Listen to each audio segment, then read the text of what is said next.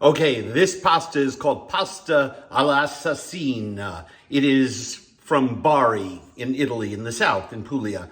And it is spicy and garlicky and tomatoey, and it's got scorch marks, burnt, crispy scorch marks from where the tomato sauce has caramelized because we have cooked the pasta in the sauce itself all the way. We have not used water at all. Many people have given Meghan Markle a lot of crap, whether she calls herself a Sussex, a Windsor, or a Mountbatten, I don't care. She's got a fun TV show in which she likes to cook on there. I wish everyone would stop giving her so much crap. But at the end of the day, that famous Meghan Markle pasta that she has made is really, well, as all pastas are that use this technique, are riffs on pasta alla assassina, where the noodles are cooked in the sauce itself. And don't forget to make it with the caciocavallo cheese. You want to learn how? I'm going to show you. So spaghetti all'assassina has a fascinating history. There's a restaurant called Sorso Preferito in Bari, in southern Italy, in Puglia. And there's a chef there who, the restaurant claims it was invented there in the 1960s. Whether that's true or not, apocryphal, who knows? All that we do know is that this fiery, spicy, scorched spaghetti, which has to be charred in the pan to be real spaghetti all'assassina, is rooted in southern Italy, has been cooked there for a long time, often thought to have gone to restaurants after being away for grandmothers to reheat spaghetti that had been undersauced in a saute pan over open fire as much cooking was done.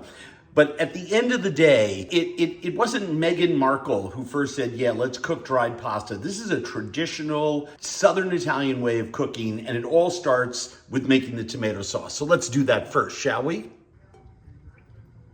Throw some olive oil into a small pot. Add some chopped onion. Add some thinly sliced garlic. Add some basil leaves. Add 1 or 2 anchovies, minced, and a little bit of the oil that they were stored in. Just some lovely umami. Add a teaspoon of dried wild Italian oregano. You can use regular oregano, but the good wild Italian stuff, especially from Sicily, is my favorite. And at this point, you can give the pot a little stir, add some salt, water out of those onions, let it cook for another minute.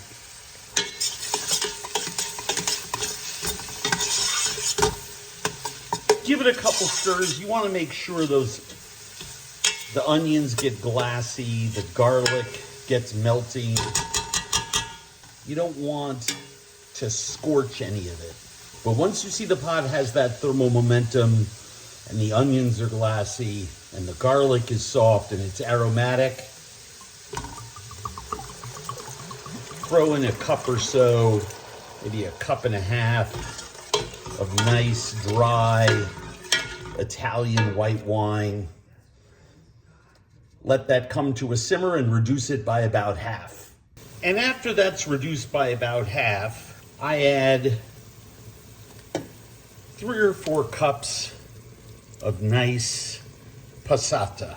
Italian crushed strained tomatoes. I like mine to be from San Marzano. And I let that cook, simmered, for about half an hour. It's my standard tomato sauce. Lots of flavor, really, really nice. And simmering it for 20 to 30 minutes lets all the flavors come together. You want to serve it as a sauce. I would add a little bit of tomato paste to it.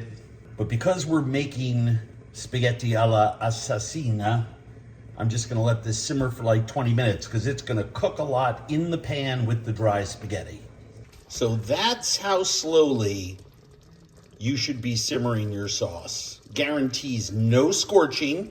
And as you can see, what was pale and pinkish and thin is now getting robust and red and absolutely stellar. This is after about 15 minutes, a couple minutes more, and we'll start cooking our pasta in this sauce. All right, this is absolutely perfect. Beautiful sauce.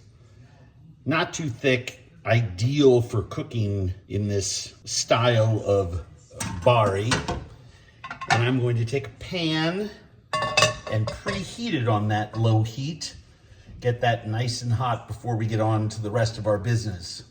So I have two types of chilies here. I have, I don't know, a couple of pinches of dried Calabrian chilies, which are hot chilies from southern Italy. And I have these beautiful cured Calabrians that I smuggled home the last time I was in that part of the world. And they're stored in olive oil. So I'm just gonna take those. It's about a tablespoon of mashed chili. I'm gonna throw that in there. And then that becomes the only thing other than olive oil and sauce that I need to put in to my dish. All right. Just a quick drizzle of oil. And as that is coming up to temperature in a nice hot pan, we're gonna add our spaghetti. I have a nice pasta from Rusticella d'Abruzzo. And I'm gonna use about 250 grams of it, a little bit more than half a pound. And I am going to slowly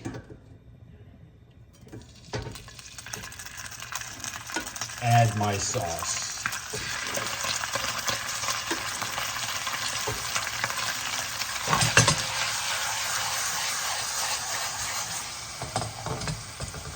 And then my hot chilies. Because this is, after all, the assassin's pasta, right? And we're just gonna let that simmer away. We'll turn up the heat at the end to actually scorch the tomato in the pasta. But for right now, we're just trying to cook the pasta in the sauce. So now this is cooked for a couple of minutes. I'm gonna add another ladle in there. And you can see that this liquid has evaporated. And when you see this happening, you can add any one of a number of different liquids. You can add water. I choose to add stock. So just maybe a quarter cup. We don't want to interfere with the whole point of this dish, which is the slow cooking of the spaghetti in the sauce, and then the scorching of that tomato pasta, slow and steady. And another ladle of sauce. Essentially, what's happening is all the moisture from the sauce slowly cooks that pasta, and the solids are what scorches. And you can sort of see here around the edges where the solids are sort of sticking, and what little moisture there is coming up through. I can see the same thing in little places where I look around the pasta. That is little steam vents, and that steam means that we are cooking the noodles. As long as we see steam, we're cooking the noodles. As long as we see simmer points, we're cooking the noodles. This is not a negative comment. It almost comes together in the same way that like gloppy ramen noodles might. All right, before I turn the heat up and start charring this, let's see. Let's taste this and see if it's too crunchy or not. We don't want this too crunchy. We want it perfect al dente. Almost. All right. I can see All the liquid is absorbed. The pasta itself is probably just perfectly tender now. I'm just gonna turn the heat up, drizzle another tablespoon or so of olive oil, season it with a little salt because it needs it.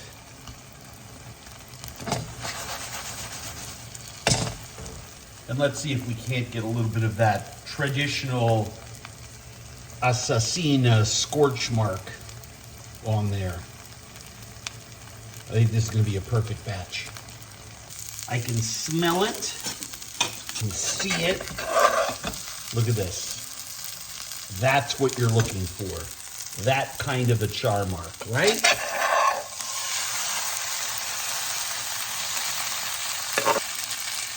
Perfection.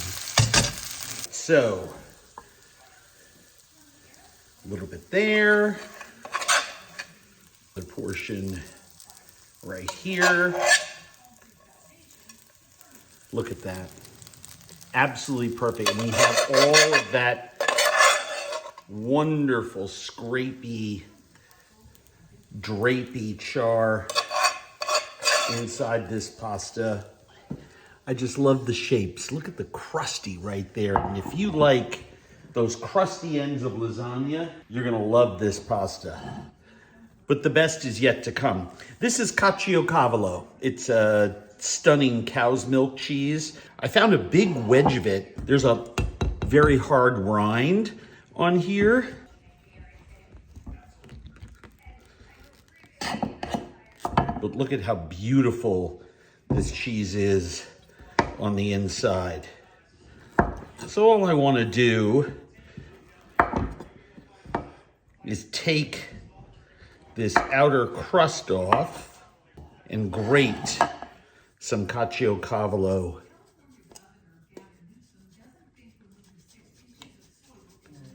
over this incredible pasta.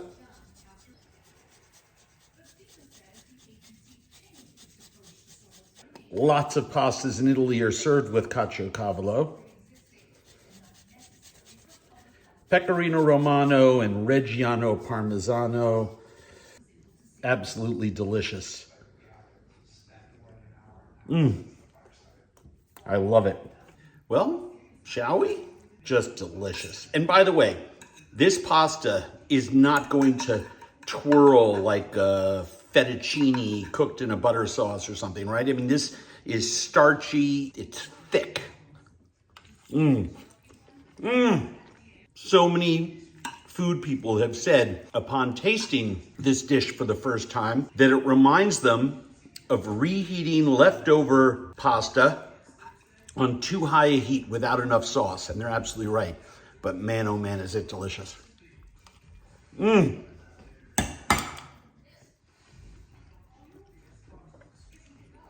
gonna dig this.